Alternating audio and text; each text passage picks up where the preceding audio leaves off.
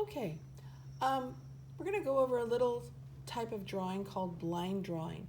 And blind drawing is very much a process. What you end up with, you may like the looks of it, you may want to keep it. Sometimes they're super cool, but it's more about the process than the product, than the end product. One of the things we do as artists is we have to learn how our hand works with our eye and how our brain understands that. So one of the exercises you can do is something called a blind drawing.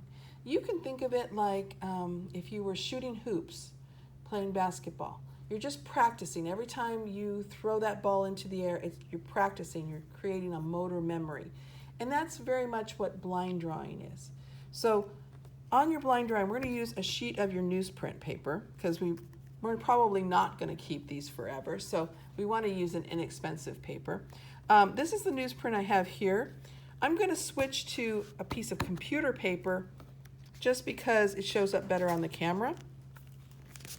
And again, computer paper and newsprint paper are about equal in thickness and value. So if you run out of your newsprint, substitute computer paper.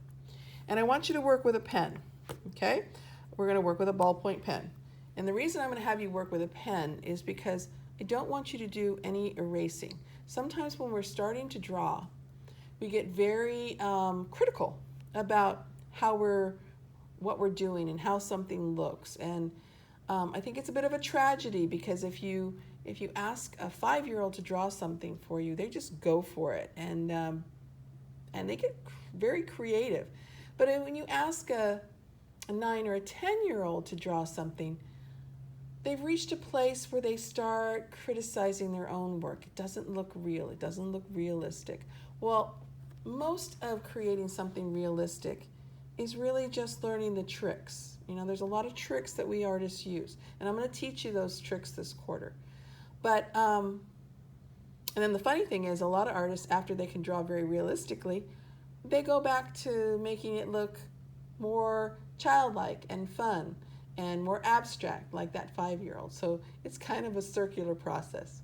So I'm going to have you work with a pen because I don't want you to be critical, and you're not allowed to erase, and you're not allowed to make adjustments. In fact, in this first exercise, you're not allowed to look at your drawing at all. You have to place your paper down, and then you have to look away from it. The only time you might look at it is when you first put your pen down, and that's it. And we call it blind because you're blind to your product. You're blind to what the drawing is going to look like. But you're going to be hyper-focused on what you are drawing. So for this first one, I'm going to draw my hand, okay?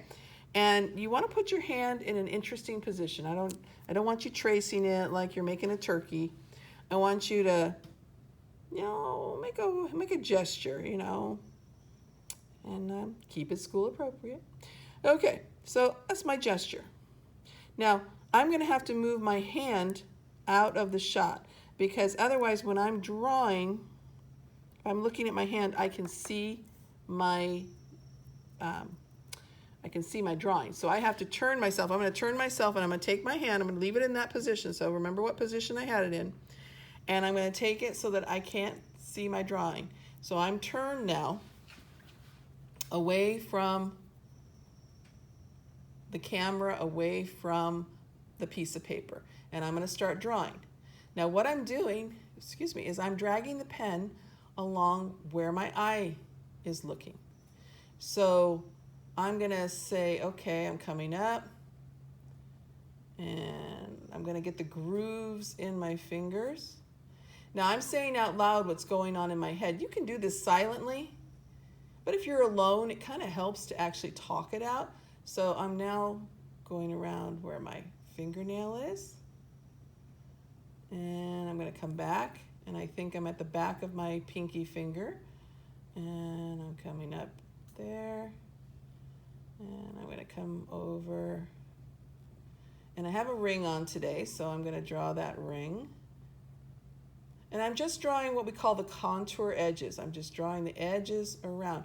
Now, in a blind drawing, you'll notice that I'm not lifting up my pen.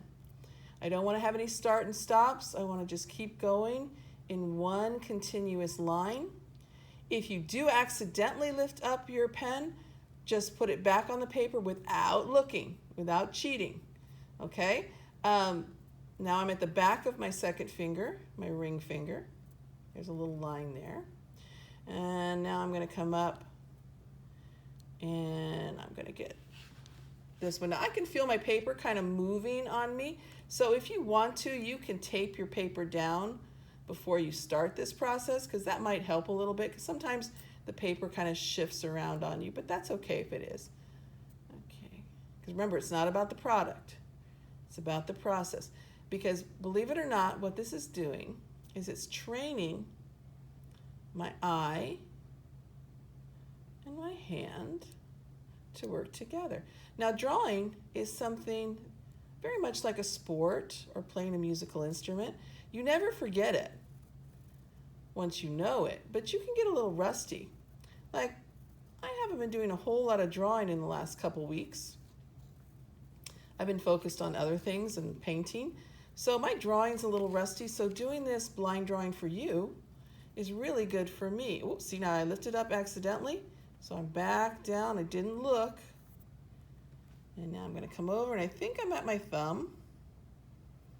And, oh, I felt myself go off the paper. That's okay, too. And I'm coming around. Got some groove lines in my thumb, and now I think I'm at my wrist. And I'm going to go back. And I'm done. Okay, that does not look exactly like my hand, does it? But if I look closely, I can see, okay, there was my baby finger. Now it got pretty fat there. So my proportions were a little off, but you know, the next one, that'll be just a little bit closer. Because like I said, I have not been doing this for a while, so I'm a little rusty. And there we go, there's my other fingernail. Okay, now see, this finger's getting a little more in proportion. And then down to my thumb and my wrist. So again, this is about the process. So I'm going to try that one more time. I'm going to get a new sheet of paper. I'm going to put this one to the side. And this time I am going to take a little tape and tape it down, because I could feel it moving on me. And sometimes I like it a little more secure. So I'm just going to put a little piece of tape up at the top and a little piece of tape. I'll just put it here on the side. Okay. So I'm going to go through that again, but I'm going to change my hand gesture. Maybe I'm going to look at it like that. Okay. Okay, so kind of like the claw. Okay, so again, I have to turn myself so that I'm not cheating. And here we go. I think I'm at my thumb. And I'm going to come around. Now, if you forget something, like I did not get my nail, you have to drag your pen back up where you think you were. I think that's my thumbnail right there. And I'm going to come over. And now I'm going up. And this finger's kind of bent over, so I'm going to follow the lines. I think I'm where the nail should be. I'm going to get around the nail. And then around. And then there's a little groove here. Then I'm going to come down. I think I'm going to start the middle finger. And again, it's bent. So I'm going to come over. Now, you'll notice you don't want to rush through this process. You should, like a drawing of your hand, you should spend a couple minutes doing it. I had an art instructor in college who kind of really liked to torture us a little bit with blind drawings, and I can remember one time we had to draw our foot for 35, 40 minutes. I'm not going to make you do that, but did end up with a pretty lifelike drawing of my foot. So, you know, you can take these as much as you want to. I would suggest doing 1 or 2 a day. You'll be amazed at how much your drawing will improve. Whether you draw all the time or whether you've never drawn. There's just something about blind drawings that really let the eye and the hand and the brain all work together. So now I think I've done my little finger, and I'm on my palm here. Okay, there's a bunch of lines in my palm here, so I'm going to try and get those. And now I think I'm back to my wrist, and I'm going to come back and get my other wrist. And again, it's not an exact rendering, but I can see there's my thumb, there's my finger, and the nails. I've got 1, 2, 3, 4 fingers, a thumb. And if I bring the camera down, there's my wrist. So line drawings, they're fun. I'm going to have you, for this first time, I'd like to see you do a couple of your hand, and then I'd like to see you do one of your face. So I'm going to do a little separate video on that one, but you can do a blind drawing of anything. So again, they're practice. Consider them a warm-up. It's just like you do some calisthenics before you go for a long jog. It's just a matter of you're stretching your art muscle.